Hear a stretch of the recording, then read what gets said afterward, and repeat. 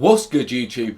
Welcome back. Today it is the LazyDaze Channel and we're back at it again with some more history reaction for you guys today, and we're doing some more Eastory content for you, and it's World War II animated Western Front 1940. We really enjoyed the Eastern Front series that Eastory done, and we're just looking forward to finding out how he covers the Western Front of World War II, see if there's any differences, anything that we didn't sort of pick up in the first few videos, and so on and so forth. If you haven't already, please head over to Eastory's channel. A link for his channel will be in the description box down below. If you guys are enjoying our content, then like, comment, subscribe, hit that notification bell. But we're just going to jump straight into this one. Let's do this. In 1939, Germany found itself in a war with Britain and France. At that time, the strength of the sides was similar, but the Allies had a significant long-term advantage, and in the following years could field a much stronger army. Germany's only chance for victory was to defeat the Allies as soon as possible. It set out for an all-out attack. This video is sponsored by War Thunder. More on that later. For the Western campaign, the Germans had less than 3 million men in 135 divisions. France had 2,200,000 men in 104 divisions. Okay. They were supported by the British Expeditionary Force with a size of 500,000 men. This made the Allied and the German forces roughly equal. France had prepared to defend its borders. Its southern flank was covered by the Rhine River and the Vosges Hills and needed few additional defenses. Further north, the Franco-German border didn't have the benefit of natural obstacles. Here, the French had built the strongest defenses on the Maginot Line, which was held by significant forces. The mobile divisions of the French army and the British forces were on the Franco-Belgian border. They could be used to hold the northern part of the French border or to reinforce the Maginot Line or the Belgian army if Germany was to invade. Okay. The French had more tanks than the Germans, but they had dispersed many of them among their infantry and could only field 3 tank and 3 light mechanized divisions. The Germans had deployed their tanks in single units and had 10 tank divisions at hand. The Germans wanted to use this as the core element of their plan.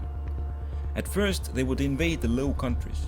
This would have the Allies to commit their forces to Belgium, so they were not able to counter the real German attack in the south. The main German tank force would move through the Ardennes region and break through at the weakest part of the French defenses, then extend the offensive towards the coast and cut off the Allied forces. In order to move into the Low Countries, Germany would have to pass through their defensive lines. Germany exploited the fact that these nations were not at war and had therefore not fully manned their defenses. They were able to launch an airborne assault and capture a section of both Dutch and Belgian lines. Now the paratroopers had to hold out until they would be reinforced by the land forces. Learning of the German invasion, the Allies now had to decide how to intervene in Belgium. They could move part of their forces into western Belgium, or they could deploy most of them in the central part of the country. They wanted to give Belgium maximum assistance and went for the latter. They also sent part of the troops to help the Netherlands, fully deploying their forces. In Belgium, the Germans were able to link up with their airborne troops. With Belgian defenses breached, the Belgian army began I imagine that must be quite a bit of a challenge, being airborne, and then you've got to wait until you're being land paratroopers. Yeah, the paratroopers were some of the hardest. That would blow that, stuff. mate. Yeah, you got to think, like, you get dropped off into an unknown area, you're surrounded by enemies, and you're just sort of having to wait until Land reinforcements come. At the same time, you're still getting key positions. So at the same time, you're still doing things. Yeah. You know? Yeah, it's absolutely That's crazy. pulling back to central Belgium. In the north, the Germans advanced into the gap between the Belgian and the Dutch defenses and linked up with the paratroopers holding part of the Dutch line. Okay. This allowed them to move part of the tank forces behind the Dutch main line. Okay, so we're on the 14th When the Germans threatened to launch a terror bombing campaign against the Dutch cities, the Netherlands surrendered. At the same time, the tank divisions further south had overrun Luxembourg and pushed aside the Allied screening units.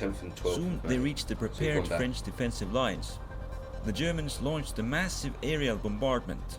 The French second-rate divisions could not withstand the attack by the best German units, and the Germans were able to breach the defenses. The French thought that the Germans wanted to outflank the main body of the Maginot Line by moving south and concentrated on that direction. Seeing that the French western flank was barely covered, The German tank commanders took a risk and moved forward without waiting for their infantry. The Allies were surprised by the German breakthrough, but they now knew that this was the main German attack. They began redeploying their reserves to that area. At the same time, they ordered the troops in Belgium to fall back in order to put them into a better position and free up some divisions. The Allies did not know whether the Germans were moving towards Paris or the Channel coast, and had to cover both directions. For that, they could use the 3 tank divisions located in the area. But the question was, where should they make the stand? The French believed that the German tanks will wait for their infantry to consolidate and therefore won't be moving very fast. As a result, they believed that they had the time to prepare defensive positions on the Oise River. The German command had indeed ordered their tanks to slow down, but the German tank commanders had ignored the orders and continued to advance. They moved much faster than the French had expected, and the Germans encountered the French units as they were still assembling. This caught the 1st French Armored Division off guard, and it was destroyed, while the 2nd Division was dispersed and overrun. The 4th Tank Division was not on the main axis of the German advance and was able to cover the assembly of the French troops on the Paris direction. The German tanks now needed for their infantry and supplies to catch up. As a result, the advance of the German tanks slowed down, and in the following days they were able to take only limited territory. The Allies were in the process of finishing the withdrawal in Belgium, and they were able to deploy troops to cover the Paris direction. But they hadn't had the time to put their troops between the Germans and the Channel. They decided that their best hope was to attack the German spearhead from 2 sides and encircle it. However, their light mechanized divisions were still pinned down on the front, and with 2 of their tank divisions destroyed, they lacked the sufficient strength. As a result, the Allies were only able to undertake limited counterattacks. First one was by the 4th Tank Division, but it didn't have much effect. Meanwhile, the Germans had consolidated their lines and finished the resupply. They resumed the offensive in full strength. With little Allied troops to cover the Channel direction, they soon reached the sea. The Allies launched an attack at Arras, but it was only of limited success. These pockets as well. The Germans turned north with the intention of capturing the Channel ports and cutting the Allies off from their supply lines. This move threatened the Allied units with outflanking, and they had to send many of the units they had cadet for the counterattack to extend the flanks north. As a result, the northern force was unable to launch the counterattack. At the same time, their forces in the south held their positions to have a chance to link up with the possible counterattack from the main French lines. The Germans ordered their units in the west of the pocket on defensive to meet the possible Allied breakout attempt. The French were deploying forces for an attack from the south, but as more of German infantry arrived to the sector, they needed more troops. But with the troops in the north without access to supply and being threatened with encirclement, it was impossible to wait any longer. Therefore, it was decided to evacuate the troops. They could attempt to break out or be pulled out by sea. As the Allies had become too weak to attempt a breakout, it was decided to pull their troops out of the ports still under their control. The Allies began the retreat to the sea. The Germans attempted to break their lines and cut off part of their forces. As the Allied forces were leaving, the Belgian army was unable to resist the Germans on its own and surrendered. The Germans were able to cut off and encircle part of the French forces. Other troops managed to hold the solid front, reach the sea, and proceeded with the evacuation. The Germans pulled most of their forces back and started to prepare for their second attack on France. More than 300,000 Allied soldiers were able to be evacuated, but all of their equipment was lost. As the Allies weren't able to replace it in time, most of these soldiers didn't take part in the next phase of the Battle of France. We used to Now own one the of the boats that Germans was in Dunkirk. outnumbered the French. The French were holding the positions on the Somme and Eun rivers. However, the Germans had established several bridgeheads which weakened the defense. To overcome that, the French could pull the main forces back to the next river line around Paris, but they decided against it. The French wanted to use the defensive advantage provided by the rivers in northern France to inflict significant casualties on the advancing German army in the hope that it would run out of steam. In order to do that, the French needed to avoid the breakthrough by the German tanks at all costs. The Germans did not want to give France any time to recover, and as soon as part of their forces got ready, they attacked. At first, the French plan worked, and they were able to fall back in an organized manner, but soon the first breakthrough happened. The German tanks broke through the French lines and reached the river Seine. The French were able to destroy the breaches and block their advance, but the German tanks now moved towards the sea and cut off part of the Allied forces. By then, the other part of the German forces had joined the attack.